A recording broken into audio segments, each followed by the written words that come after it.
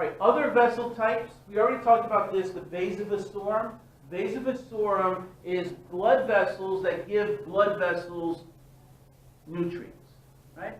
It's kind of like the coronary arteries giving blood supply to the heart, as much as the Vasa Vasorum are blood vessels that come out of the blood vessels and feed into the walls of the blood vessels, because that's tissue, to give it nutrients and oxygen. That's Vasa Vasorum, okay? Then we have these arteriovenous anastomoses, and the best way we can actually see these when we get into the kidney. So we'll talk more about that later, okay? It's something called the glomerulus. We'll talk about that later, okay? Now, very briefly about the hepatic portal vein, we're going to get into when we talk about it in lab, okay? The hepatic portal vein is a unique system because what happens, might as well do it here. What happens with a hepatic portal system? Let me draw it out for you first. Okay.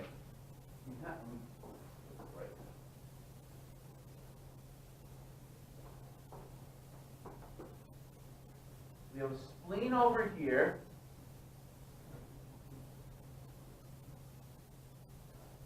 Okay? And it's going to, there's going to be a blood vessel coming out of there going back to the heart. And that blood vessel is called the splenic vein. I'm going to abbreviate just to speed up time. But that's the splenic vein.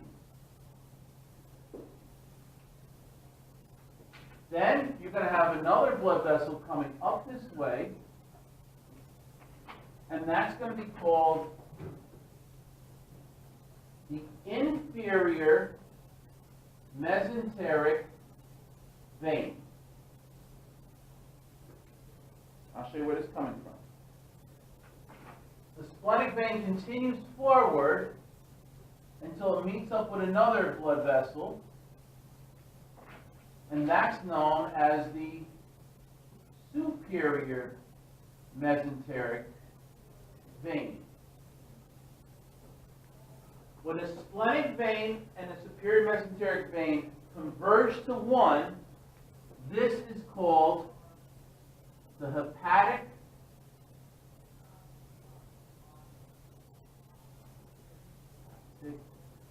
portal, and you got to put portal here, vein. Okay? That hepatic portal vein will go into a gigantic organ called the liver.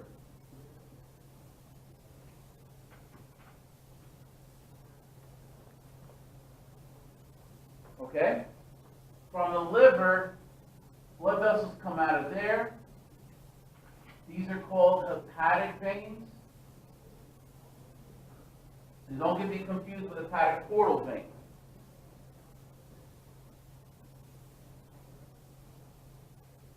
And these blood vessels go into a gigantic thing that we all know and love that ride behind the liver. What is that big blood vessel that goes to the right atrium? Inferior vena cava.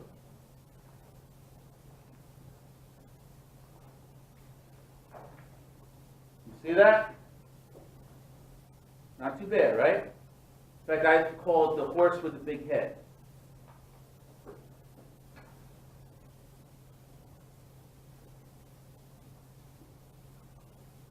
Yeah? There's his head, there's his neck, his front leg, his back leg, his bushy tail. See him? Not too bad? Okay? Now, let me take that off for you. Let me show you what's the significance here. Here's where your intestines are.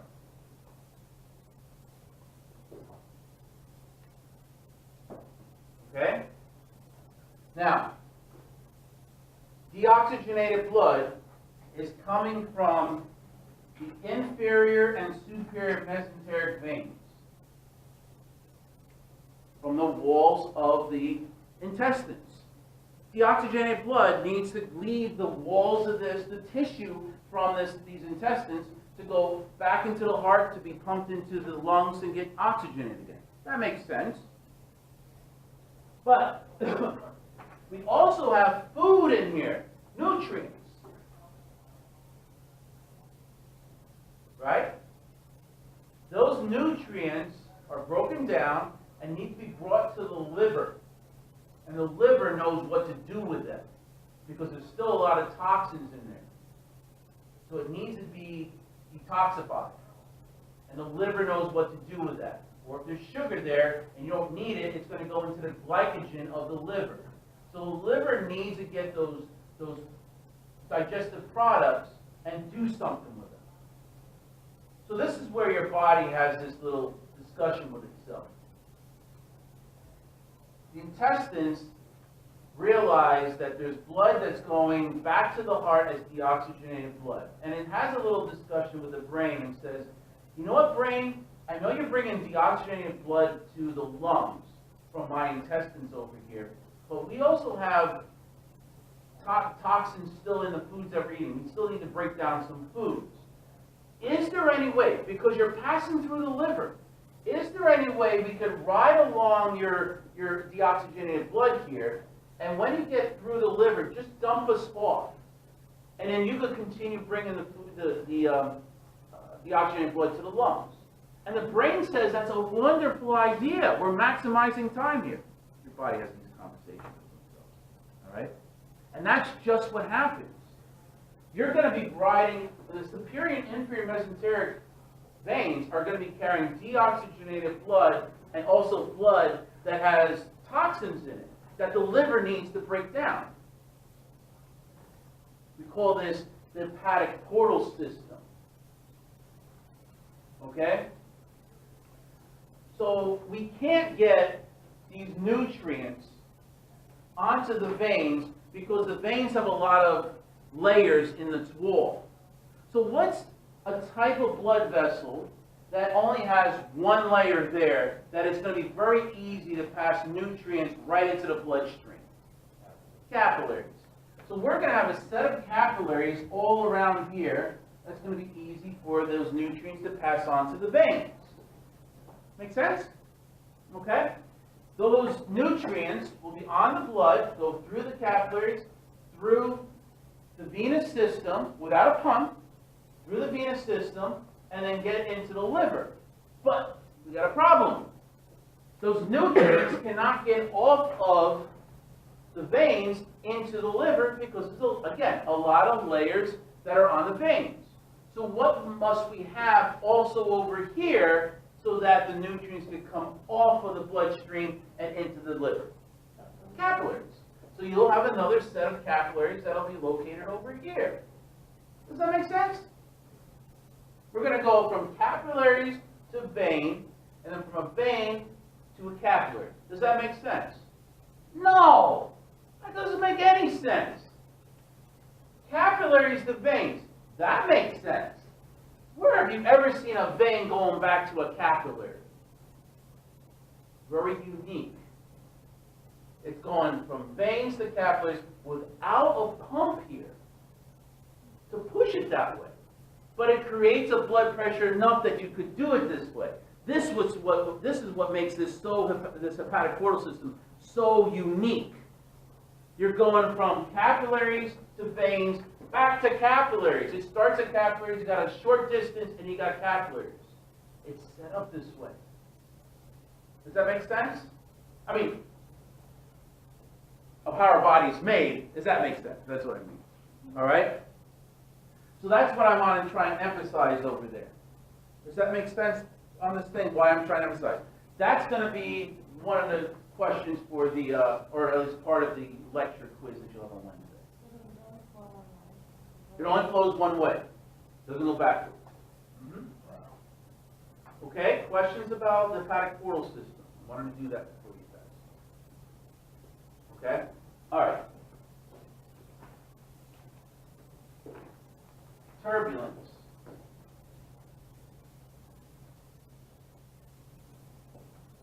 We talked about that a little bit before. Again, turbulence. We normally have a laminar blood flow going through there. Let me just erase this.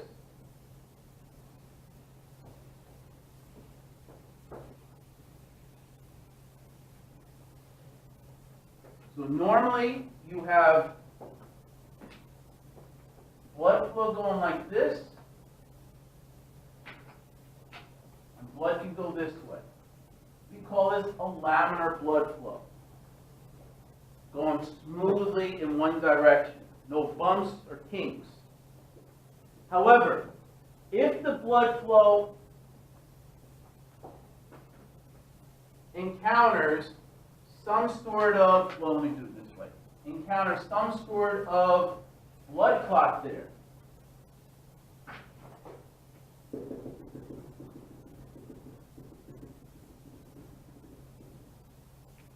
then the blood is going to swirl and cause turbulence.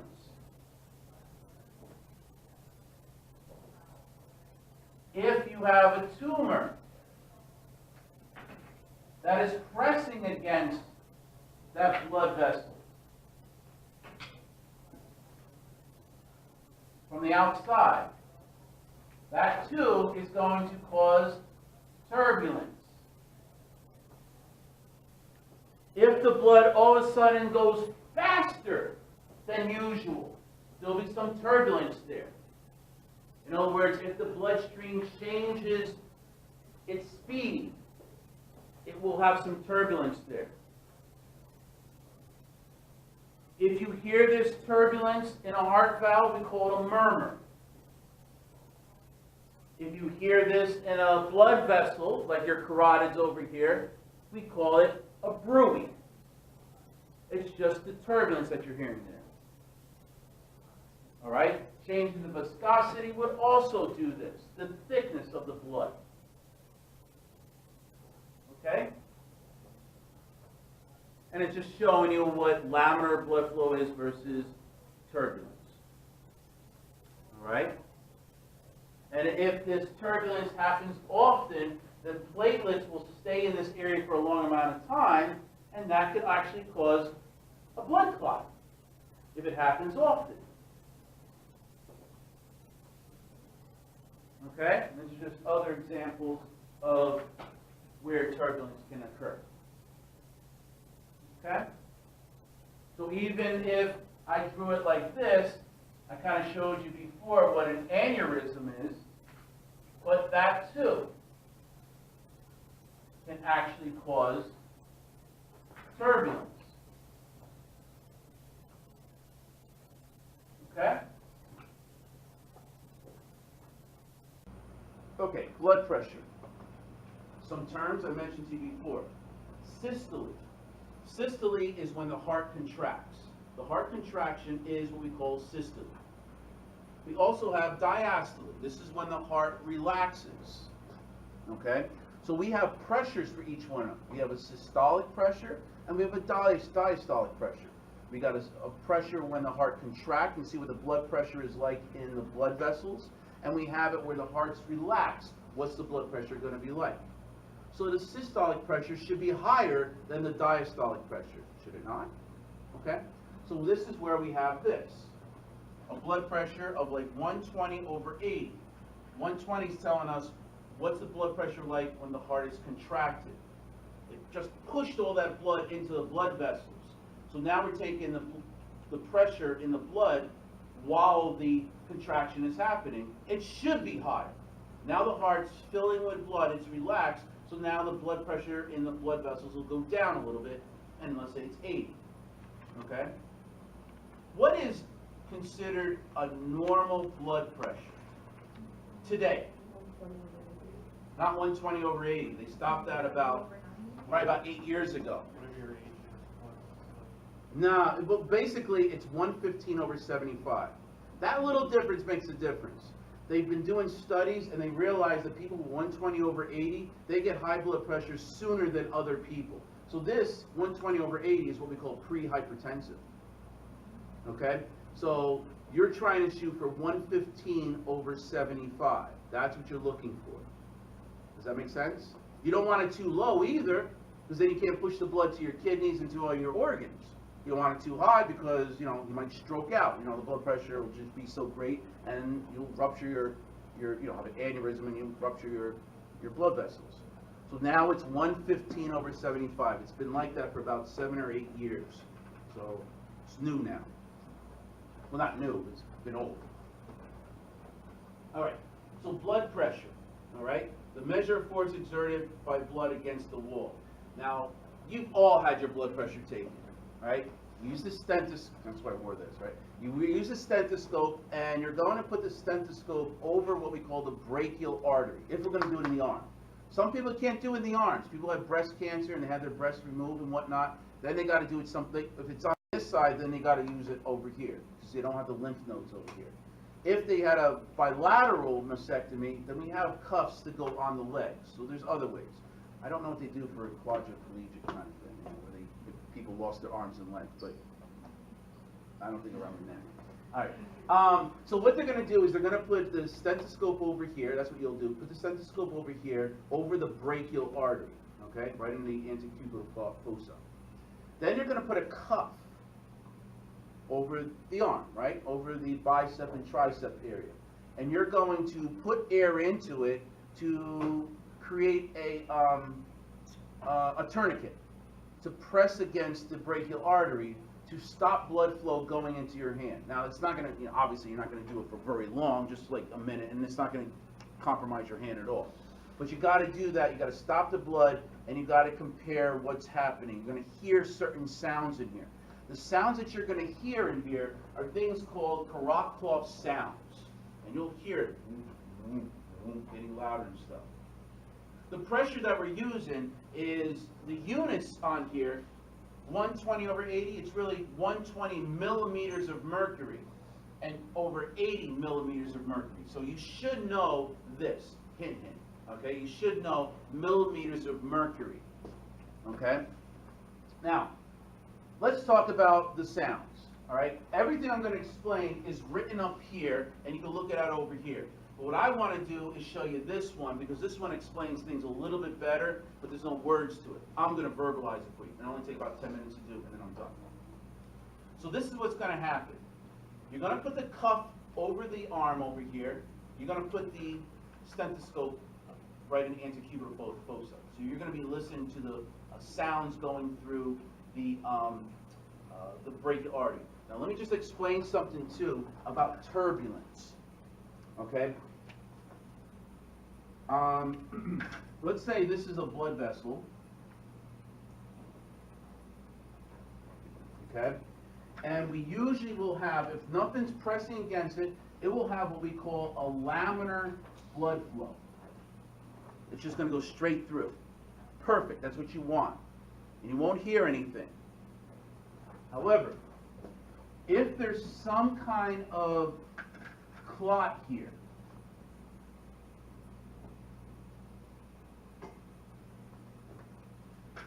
now the blood, and there's a clot that's against this unbroken vessel, the blood is going to go this way, and when it hits here, it actually moves, it turbinates and goes this way. That is called turbulence. It's not laminar blood flow, it's now turbulent blood flow. When you have turbulence, you hear that blood going around. Okay? That's what you're going to be hearing is turbulence. We could also have turbulence if, let's say, a tumor is pressing on this blood vessel. You're going to get turbulence, and you'll hear that. You could also have a blood vessel that has an aneurysm. An aneurysm is a localized dilation of a blood vessel. It gets very thin there, and it can burst. So if this is your blood flow, or a blood wall, it gets very thin up here, and goes like that.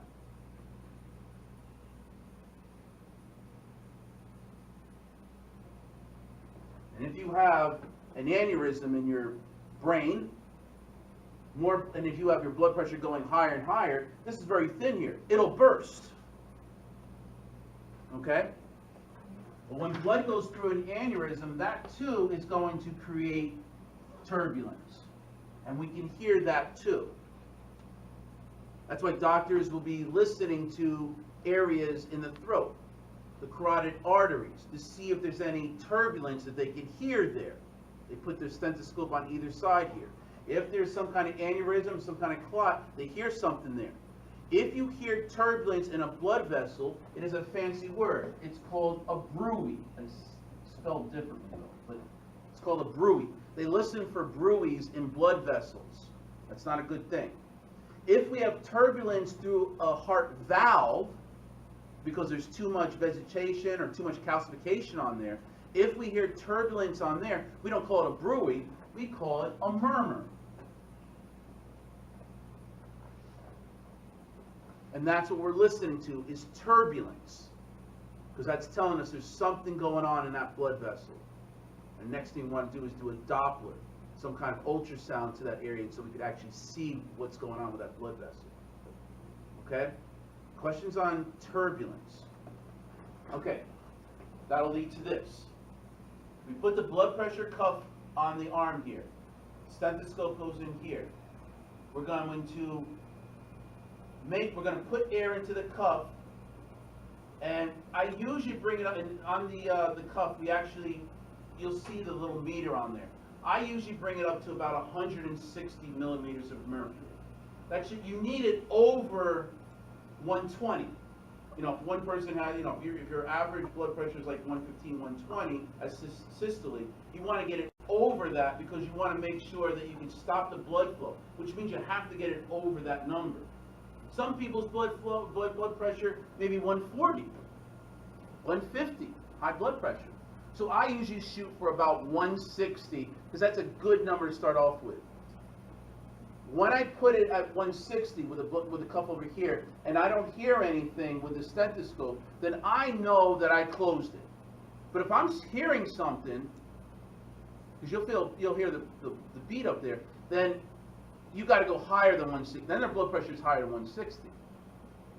All right? And a couple times as we did this, we've actually found some people. What's the most common presentation of someone high blood pressure? No symptoms. People don't even realize they have high blood pressure. They'll be walking around with 200 over 110 and not even know it.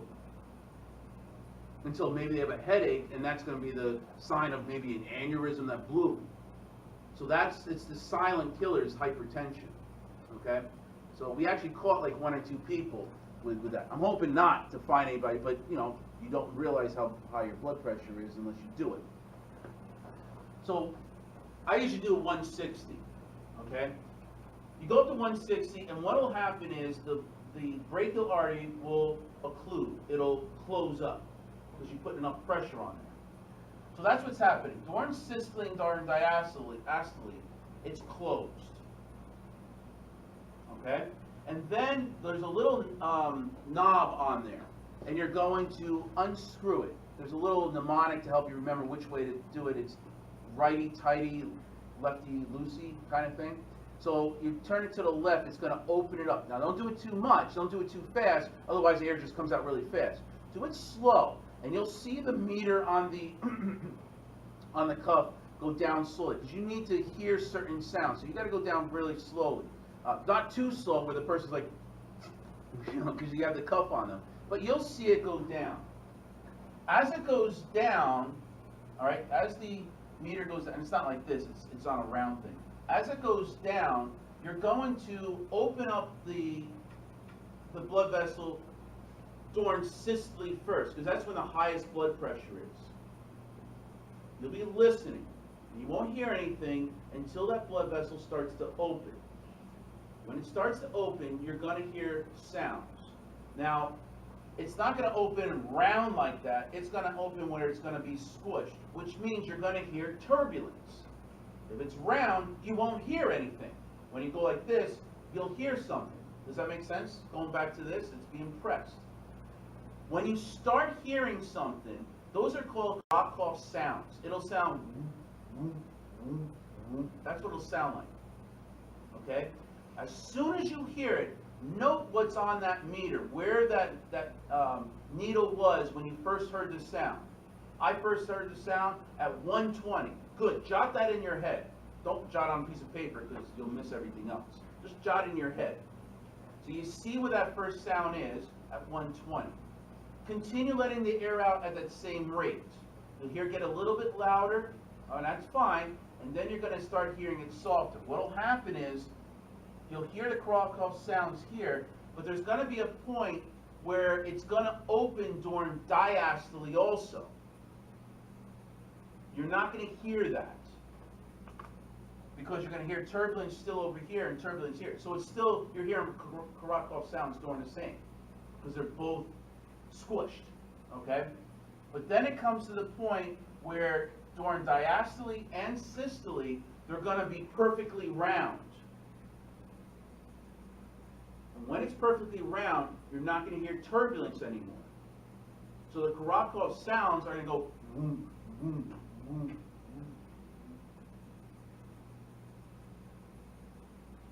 And then you know where you don't hear it anymore. And that'll be your diastole number, your 80. Now, here's a common mistake that people do. Both nurses and doctors do this, well, maybe not so much if you have enough experience, but people just coming out of medical school and nursing school. The key is where you note the diastole is where you don't hear it anymore. Not when it diminishes in sound. Not woom, woom, woom. You keep on listening. Now you don't hear anything, that's diastole. Otherwise, you're going to be misled, and you're actually calling diastole much higher than what it is. It's when you don't hear it anymore, complete stop. That's what we call diastole. Okay? Does that make sense about this? Okay.